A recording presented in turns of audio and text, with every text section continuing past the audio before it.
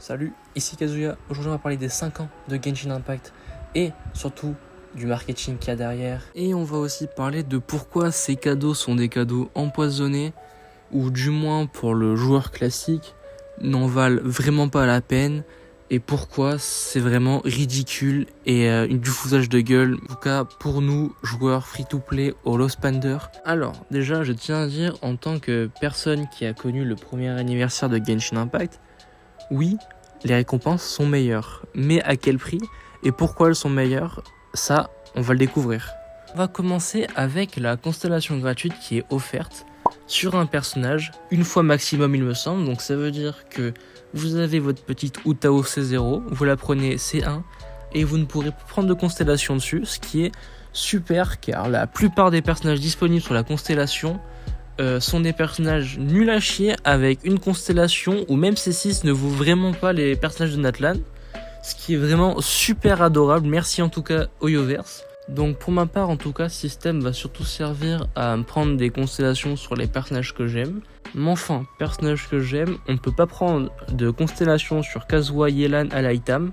Et vous savez pourquoi ?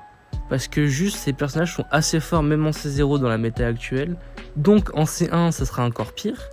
Donc MiYoYo ne veulent pas donner de constellation à un personnage assez fort dans l'état actuel. Il faut vraiment savoir que tous les personnages disponibles avec cette constellation gratuite, que ce soit en C0, en C1, voire même en C6, ils ne veulent pas les personnages de Natlan.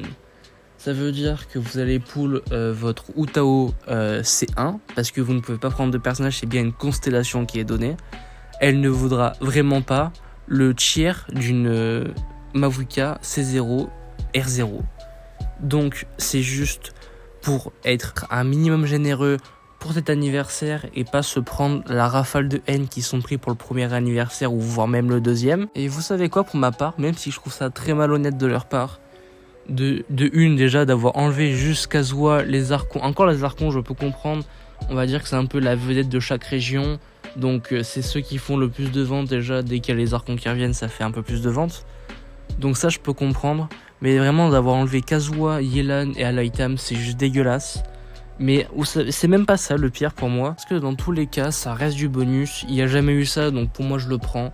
Même si j'aurais préféré qu'avec l'arrivée du niveau 100, on puisse prendre plusieurs constellations d'un même personnage pour enfin arriver à la C6. Bon, maintenant on va parler de la bête noire de ce live 6.0, où je crois que le patch s'appelle Luna 1. Mais bref, je me suis pas renseigné sur ça, je dois avouer. Le fameux niveau 100 et son système horrible pour y accéder. Donc déjà, je trouve ce système super frustrant de pas pouvoir avoir le niveau 100 sur tous les joueurs. On l'attendait depuis tellement longtemps, depuis au moins l'arrivée de Sumeru, on voulait le niveau 100, on l'a jamais eu. Là, on arrive avec un système où il faut pull un personnage au-delà de C6 pour juste avoir un niveau 95 et avoir 2 constellations supplémentaires pour avoir le niveau 100. Ce qui est ridicule, car on attend des buffs sur des personnages depuis bien trop longtemps de la 1.0. Sauf que du coup, niveau 100 vont les buffs, mais on va jamais mettre ces constellations sur des personnages du début du type Albedo, Eula, etc. On va tous préférer mettre la C6, le niveau 100 sur Mavuka et Skirk, ou même Flynn ou Loma qui vont arriver en 6.0. Et aucun personnage va être buff avec ce fameux niveau 100 qui est juste inaccessible pour ces free-to-play et low spender.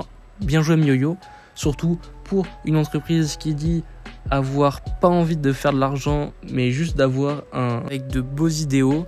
Donc en tout cas c'est super sympa, vous allez frustrer tous les joueurs avec leur personnage niveau 90 et l'autre niveau 100. Et tout ça pour quel mode de jeu ? Le carnage chtonien, ce mode de jeu que je trouve ridicule. Car oui, dans les abysses, le niveau 90 suffit largement pour terrasser les abysses en C0. Le seul mode de jeu un peu dur qu'on arrive à avoir sur Genshin Impact, c'est le carnage chtonien. Et pour faciliter les speedrunners, les whales à faire des records au-delà de leurs 30 secondes initiales sur la plupart des boss, ils vont donner un petit niveau 100. Et voilà comment faire dépenser plus de fric pour avoir des résultats derrière en carnage chtonien. J'ai vraiment l'impression qu'Oyoverse se donnent l'image et sont convaincus eux-mêmes que leurs récompenses sont suffisantes pour le premier jeu gacha le plus connu. À donner 2 multis, un 5 étoiles perma, où les permas sont des personnages de merde, faut se le dire. Ils arrivent à trouver leur utilité comme tous les personnages du jeu. Évidemment qui vont passer dans une team. Je passe bien avec Mizuki dans les abysses alors que Mizuki est un personnage horrible. Mais c'est pas ça le problème. Je vais vous rappeler un petit truc. Je sais pas si vous vous souvenez à Fontaine, le petit drama avec Neuvillette, comme quoi il a été patch sur ordinateur, on ne pouvait plus faire la Touplie Blade Blade. Et les joueurs chinois se sont indignés et on a eu une multi de récompense. Je sais pas si vous arrivez à imaginer que l'anniversaire du gacha le plus connu, ça soit à peine le double des récompenses d'un putain de patch d'un personnage qui n'arrive plus à faire la toupie. C'est vraiment inadmissible de se dire ça, surtout pour Genshin Impact ou les autres jeux de l'entreprise, ça soit Zenless Zone Zero avec son personnage perma offert, avec une arme perma offert, avec une blinde de récompense, une blinde d'event. Et je sais pas si vous avez remarqué, HSR, avec son anniversaire, nous a offert Ruan Mei gratuitement. Enfin, on pouvait la choisir. Ruan Mei, qui reste toujours excellente à l'heure actuelle. C'est une folie. Et là, je parle de Ruan Mei. Mais j'ai pas parlé d'Archer, qui est pour la collab Fate, qui est juste le meilleur personnage chasse de HSR à l'heure actuelle.